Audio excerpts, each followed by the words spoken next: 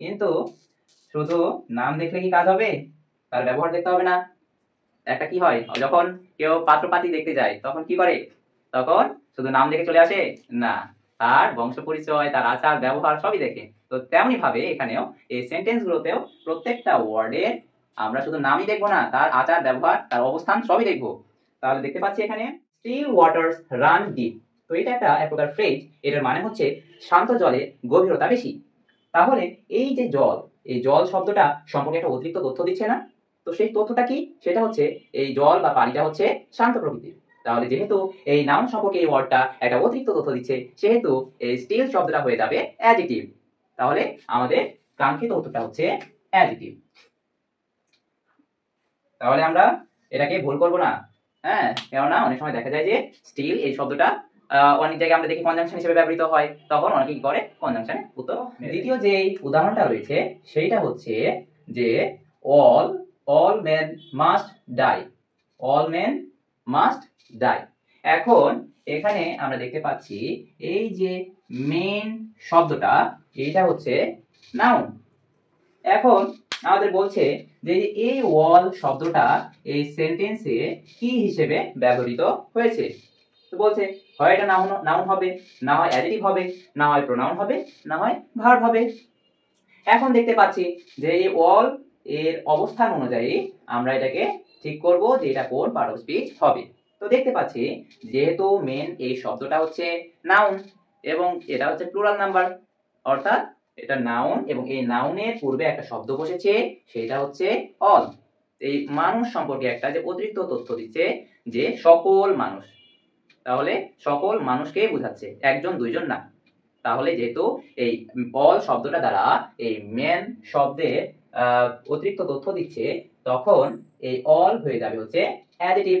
আর যেহেতু এই শর্তটা আমার ফুলফিল করছে যে নাউনের পূর্বে কোনো একটা শব্দ বসবে এবং ওই শব্দটা কি করবে, নাউন বা প্রোনাউনকে কোয়ালিফাই করবে বা তার দোষ গুণ অবস্থা নির্দেশ করবে। যদি করে তাহলে সেই শব্দটা হয়ে যাবে তখন অ্যাডজেক্টিভ। তাহলে আমরা কি করব, সকলেই আমরা অ্যানসারটা দিব হচ্ছে কি, নাউন না অ্যাডজেক্টিভ? অ্যাডজেক্টিভ। তাহলে আমাদের কাঙ্ক্ষিত উত্তরটা হচ্ছে অ্যাডজেক্টিভ। তাহলে সকলে আমরা কি করব, অ্যাডজেক্টিভে গোল পূরণ করে নিব। ওকে, এবার আর একটা উদাহরণ দেখি। তো উদাহরণটা হচ্ছে এরকম যে দা ট্রেন ইজ লেট। এখানে আপ শব্দটি কোন পার্ট অফ স্পিচ, বা এই আপ শব্দটা এখানে কোন পার্ট অফ স্পিচ হিসেবে ব্যবহৃত হয়েছে। তো দেখতে পাচ্ছি বলা হচ্ছে এটা হয় নাউন হতে পারে, আবার প্রিপজিশনও হতে পারে, অ্যাডভার্ব হতে পারে, আবার অ্যাডজেক্টিভ হতে পারে। এখন ব্যাপার হচ্ছে আমরা তো জানি যে in, on, into, up, above এগুলো কি প্রিপজিশন না? তখন কি করে অনেকে, যেহেতু এটা প্রিপজিশন, তাহলে প্রিপজিশন তো যেহেতু আছে তো প্রিপজিশন তো দাগাইতেই হয়, না দাগলে তো ভুল হয়ে যাবে, তাই না? তাহলে তোমরা সুন্দর করে অনেকে কি করে যে প্রিপজিশন দাগিয়ে দেয়। তো উত্তরটা হচ্ছে কি ভুল। কেন ভুল? আমরা দেখব এই আপ শব্দটা সেন্টেন্সে কিভাবে ব্যবহৃত হয়েছে বা কার অবস্থানে বসেছে এবং কার কাজ করছে। তাহলে দেখে ফেলি। দেখতে পাচ্ছি যে এই আপ শব্দটা ট্রেন শব্দের পূর্বে বসেছে। তাহলে যেহেতু ট্রেন শব্দটা হচ্ছে একটা নাউন, তাহলে নামের পূর্বে একটা শব্দ বসবে, আর সেই শব্দটা যদি কি করে ওই নাউন সম্পর্কে অতিরিক্ত তথ্য দেয়। তাহলে দেখতে পাচ্ছি যে আপ ট্রেন, ওপরে ট্রেনটি।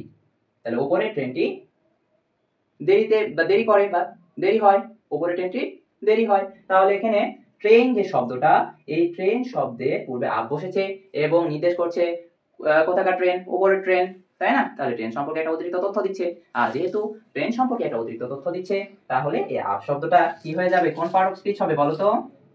তাহলে এই আপ শব্দটা হয়ে যাবে হচ্ছে কি, নাউন না অ্যাডজেক্টিভ না অ্যাডভার্ব, কোনটা? তাহলে এই আপ শব্দটা যেহেতু নাউনের পূর্বে বসে নাউনের অবস্থা বা গুণ সংখ্যা নির্দেশ করছে, হ্যাঁ, সেহেতু বা নাউন সম্পর্কে অতিরিক্ত তথ্য দিচ্ছে, তাই এই আপ শব্দটা হয়ে যাবে। তাহলে আমাদের ফর্মুলাটা কি দাঁড়ালো? ফর্মুলাটা হচ্ছে এই যে আমরা দেখতে পাচ্ছি এখানে একটা আর্টিকেল আছে না? তাহলে আমাদের ফর্মুলাটা দাঁড়াচ্ছে এরকম যে যদি কোনো আর্টিকেল কোনো অ্যাডজেক্টিভের এরকম হতে পারে যে নাউন আছে, এই নাউনের পূর্বে একটা ওয়ার্ড আছে, এই ওয়ার্ডের পূর্বে আবার আর্টিকেল আছে, যেমন এ, এন, দি, তাই না? তাহলে এরকম যদি থাকে তাহলে আমরা কি করব, এই মাঝের ওয়ার্ডটা তাহলে কি হবে, আমরা ধরেই নিব যে এটা হবে অ্যাডজেক্টিভ। কেননা এটা ডিটারমিন্যান্ট বলতে পারি বা আর্টিকেলও বলতে পারি। তাহলে আর্টিকেল বা ডিটারমিন্যান্ট এবং নাউনের মাঝে সবসময় কে বসে? অ্যাডজেটিভ বসে। যদি একটাই শব্দ থাকে তাহলে সেই শব্দটা অবশ্যই অবশ্যই কি হবে? অ্যাডজেটিভই হবে। তাহলে আমরা এই স্ট্রাকচারটা মনে রাখবো। তাহলে আমরা নর্মাল সেন্সেও যদি দেখি তাহলেও আমরা পেরে যাব। পরবর্তী যে উদাহরণটা সেটা দেখে ফেলি। তাহলে আমাদের পরবর্তী যে উদাহরণটা রয়েছে সেটা কি দেখি তো। সেটা হচ্ছে this is a book of English language and বলা হচ্ছে যে word part speech the underline word is. তাহলে এই যে এখানে সেন্টেন্সটা আমরা দেখতে পাচ্ছি, সেন্টেন্সটা কি বলা হচ্ছে? This is a book of English language. তাহলে এটা ইংলিশ ভাষার একটা বই, তাই না? এখন এখানে একটা আন্ডারলাইন করা আছে, সেটা কোথায়? ইংলিশে, তাই না? এখন বলা হচ্ছে যে এই ইংলিশ শব্দটা কোন পার্ট অফ স্পিচ। দেখা যায় যে এই ইংলিশ শব্দটা যেহেতু একটা নাম, তো অনেকেই কি করে এই নাম দেখে আবার দাগিয়ে ফেলে নাউন। যেহেতু ইংলিশ একটা নাম, তাহলে নাম হলে কি হবে? যেহেতু নাম সেহেতু আমরা কি মেরে দেবো? নাউনে টিক দিয়ে দিব। তাহলে দেখতে পাচ্ছি যদি আমরা নাউনে টিক দিই তাহলে এই উত্তরটা আমাদের ভুল হয়ে যাবে। কেন ভুল হবে? কেননা সবসময় যে নাউন, সবসময় যে নামগুলো আমরা ব্যবহার করি কোনো বাক্যে, সেই নামগুলো যে সবসময় যে নাউন হবে সেটা নয়। যদি একাধিক নাউন পর পর বসে তাহলে তার পূর্বে যে নাউনটা থাকবে সেই নাউনটা অ্যাডজেক্টিভ হয়ে যাবে। যেমন আমরা এখানে দেখতে পাচ্ছি এখানে দুইটা নাউন রয়েছে। কয়টা নাউন? দুইটা নাউন। একটা হচ্ছে ইংলিশ আর একটা হচ্ছে ল্যাঙ্গুয়েজ।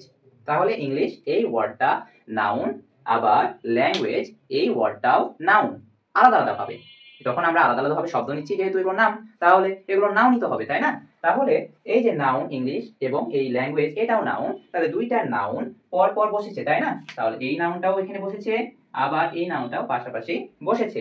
তখন কি হবে? এই পূর্বের যে নাউনটা থাকবে এই পূর্বের নাউনটা অ্যাডজেটিভের কাজ করবে। কার কাজ করবে? অ্যাডজেটিভের। তাহলে এই ইংলিশ শব্দটা কি হয়ে যাবে? অ্যাডজেটিভে পরিণত হবে। তাহলে এরকম যদি আমরা দেখতে পাই যে একাধিক নাউন পর পর বসেছে তাহলে তার পূর্বের নাউনে যদি আন্ডারলাইন করা থাকে তাহলে সেই নাউনটা হয়ে যাবে কি? অ্যাডজেটিভ। কিন্তু যদি পরে আন্ডারলাইন করা থাকে তাহলে কি হবে? তাহলে সেই ওয়ার্ডটা নাউনই হবে। ঠিক আছে? এখানে স্ট্রাকচার অনুযায়ী কি হয়? নাউনের পূর্বে কি বসে? অ্যাডজেটিভ বসে। যেহেতু দুইটা নাউন পর পর বসেছে তাহলে পরে যদি আন্ডারলাইন করা থাকে তাহলে পরে যে ওয়ার্ডটা থাকবে সেই ওয়ার্ডটা নাউনই হবে, আর তার পূর্বের ওয়ার্ডটা কি হয়ে যাবে? অ্যাডজেটিভ হবে। ওকে, আশা করি আপনারা সকলে বুঝতে পেরেছেন। তাহলে এরকম যদি আমরা স্ট্রাকচার দেখতে পাই তাহলে আমরা কোথায় লাগাবো? তাহলে আমরা লাগাবো হচ্ছে অ্যাডজেটিভে। তাহলে যদি আমরা নাউনে অ্যান্সার করি তাহলে আমাদের অ্যান্সারটা ভুল হয়ে যাবে। তো চলুন পরবর্তী যে উদাহরণটা আমরা দেখে ফেলি। যেহেতু কিছুক্ষণ আগে একটা উদাহরণ দেখলাম, এটাও প্রায় সিমিলার টাইপের একটা উদাহরণ, তাহলে এটাও আপনারা খুব সহজে পেয়ে যাবেন। তো দেখি, বলছে এখানে যে Bangladesh team scores 250 runs. So in the sentence Bangladesh is used as. তাহলে এই যে সেন্টেন্সটাতে বাংলাদেশ কি হিসেবে ব্যবহৃত হয়েছে বা কোন পার্ট অফ স্পিচ হিসেবে ব্যবহৃত হয়েছে? তো দেখি, তো বাংলাদেশ এই শব্দটা যেহেতু একটা নাম, তাহলে আমরা খুব সহজেই কি করব? খুব সহজেই নাউনে আমরা অ্যান্সারটা করে দেব। কিন্তু কি হবে? অ্যান্সারটা ভুল হয়ে যাবে। তাহলে আমাদের শুধু নাম দেখে কি করা যাবে না? নাউনে দাগানো যাবে না। তাহলে দেখতে পাচ্ছি এখানে বাংলাদেশের পরে টিম একটা শব্দ রয়েছে। তাহলে এই যে টিম এই শব্দটা আমরা জানি এটা একটা নাউন, আবার এই বাংলাদেশ এই শব্দটাও একটা নাউন। এখন নাউন সম্পর্কে আপনাদের অনেকেরই প্রায় ধারণা রয়েছে। তো একটু দেখি, এই যে টিম, এই টিম শব্দটা কোন নাউনের মধ্যে পড়ে? এটা হচ্ছে কালেকটিভ নাউনের মধ্যে পড়ে। আবার এই বাংলাদেশ এই নাউনটা আবার কোন নাউনের প্রকারভেদে পড়ে? আশা করি আপনারা সকলেই জানেন এটা হচ্ছে প্রপার নাউন। তাহলে এই যে দুইটা নাউন পাশাপাশি বসেছে এবং আমি যে সূত্রটা বললাম যে দুইটা নাউন যদি পাশাপাশি বসে তাহলে পূর্বের নাউনটা অ্যাডজেক্টিভের ন্যায় কাজ করবে। তাহলে আমরা দেখতে পাচ্ছি এখানে বাংলাদেশও রয়েছে, তার পাশে টিম এই শব্দটাও রয়েছে। তাহলে যেহেতু দুইটাই নাউন সেহেতু পূর্বের নাউনটা অ্যাডজেক্টিভ হয়ে যাবে। তাহলে বাংলাদেশ শব্দটা কোন পার্ট অফ স্পিচ হবে? তাহলে অ্যাডজেক্টিভ হবে। নাউনে অ্যান্সার করব না, তাহলে অ্যান্সারটা হবে অ্যাডজেক্টিভ। ওকে, এবার নেক্সট আরেকটা एग्जांपल দেখে ফেলি।